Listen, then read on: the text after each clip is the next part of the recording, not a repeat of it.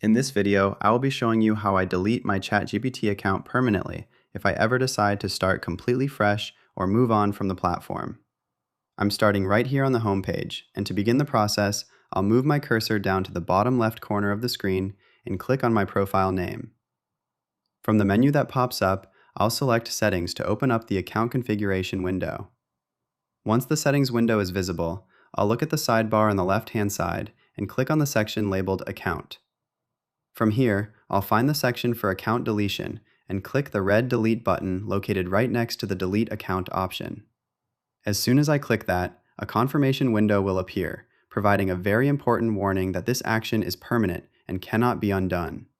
It explains that all of my chat history, saved data, and API usage will be erased forever.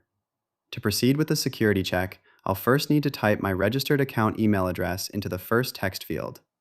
Then, to prove that I am certain about this decision, I have to type the word delete in all capital letters into the second input field below.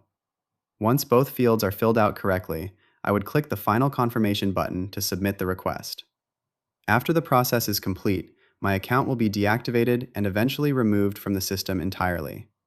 It's a serious step, so I always make sure I've exported any important data or chat logs before I get to this point.